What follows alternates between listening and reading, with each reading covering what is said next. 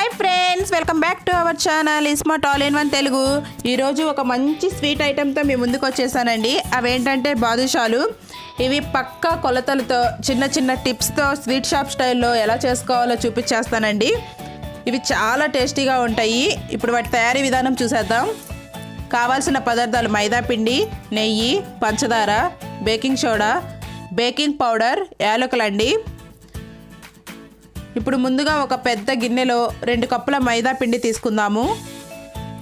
అందులో 1/2 spoon baking powder compulsory వేసుకోండి. 1/2 spoon baking soda, 1/2 cup నెయ్యి అండి. మామూలుగా డాల్డా యూస్ చేసుకోవాలి. డాల్డా లేకపోతే నెయ్యి వాడుకోండి. ఇందులో చిటికెడు ఉప్పు. చూసారు కదా, వీటన్నిటిని కొద్దిగా వాటర్ పోసుకుంటూ చపాతీ ముద్దలాగా కలుపుకోవాలండి.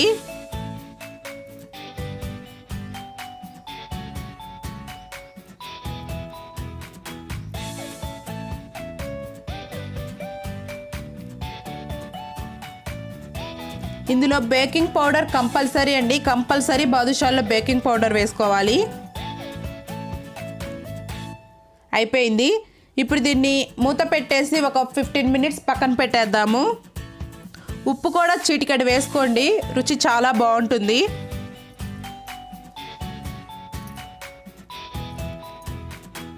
మనం ఈ పిండి నానేలోపు చక్కెర పాకం రెడీ చేసేసుకుందామండి. స్టవ్ మీద ఒక కడాయి పెట్టేసుకొని అందులో 1 కప్పు చక్కెర వేసుకుందాము. కప్పు చక్కెరకి కప్పు నీళ్ళండి.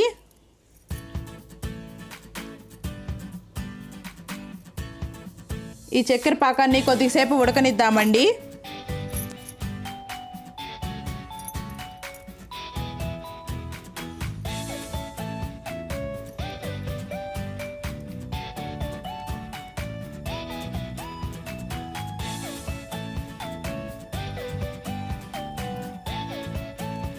చక్కెర పాకం ఉడుకుతుంది. ఇది కొంచెం జిగట వస్తే సరిపోతుందండి.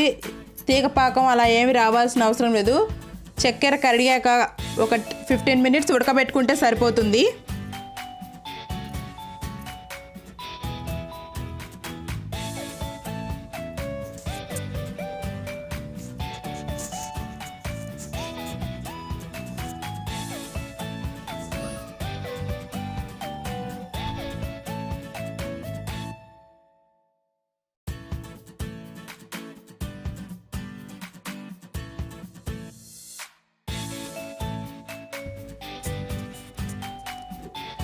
చక్కెర పాకం ఉడికిపోయింది కదండి.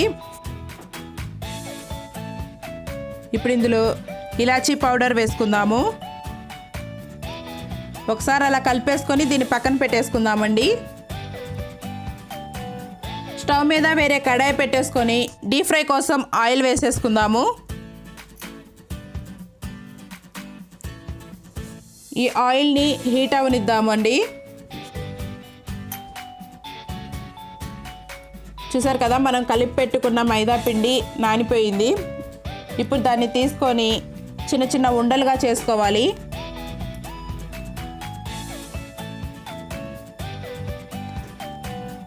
రౌండ్ సర్కిల్స్ బాగా వచ్చేదాకా చేసుకోండి.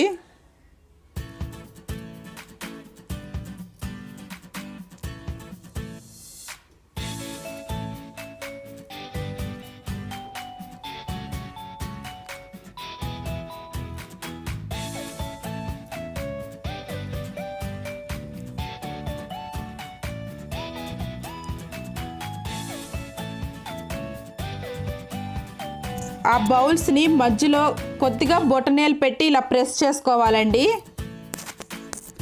చూసారు కదా, అన్నిటినీ ఇలా రౌండ్ సర్కిల్స్ చేసుకొని అలా మధ్యలో ప్రెస్ చేసుకొని పెట్టుకోవాలి. ఇవి రెడీ అయిపోయినాయి. ఆయిల్ హీట్ అయిందండి. ఇప్పుడు స్టవ్ ఆఫ్ చేసేసుకుందాము. ఆయిల్ని కొద్దిగా చల్లారనివ్వాలి.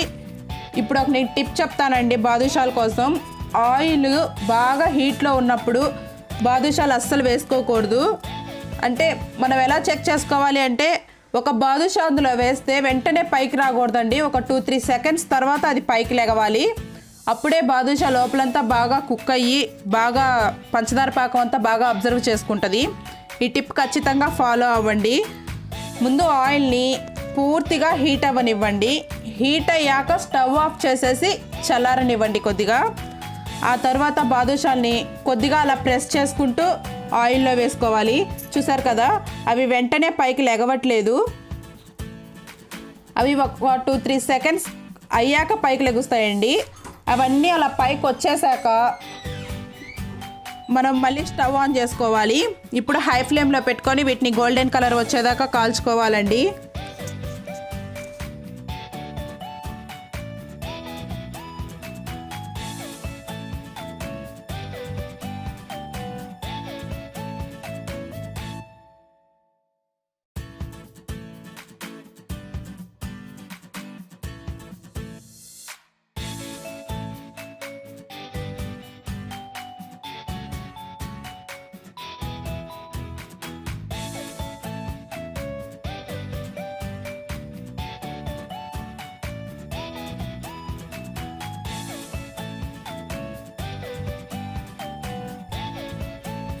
బాదుషా ఫ్రై అయిపోయినాయండి. ఇప్పుడు వీటిని మనం తీసుకొని డైరెక్ట్గా చక్కెర పాకంలో వేసేసుకోవాలి. వీటిని మినిమం 1 అవర్ అయినా ఈ చక్కెర పాకంలో ఉంచండి. తర్వాత తీసేసుకోండి. మళ్ళీ నైట్ అంతా ఎక్కువసేపు ఉంచొద్దు, 1 అవర్ ఉంచి తీసేసేయండి. ఇప్పుడు ఆయిల్ బాగా హీట్ అయి ఉంటుంది కదా, దాన్ని ఆఫ్ చేసేసేయండి. ఎందుకంటే మళ్ళీ మనం సెకండ్ ట్రిప్ బాదుషా వేసుకుంటాం కదా, ఆయిల్ హీట్గా ఉండకూడదు. ఆయిల్ కొద్దిగా హీట్ తగ్గాలి. అందుకోసం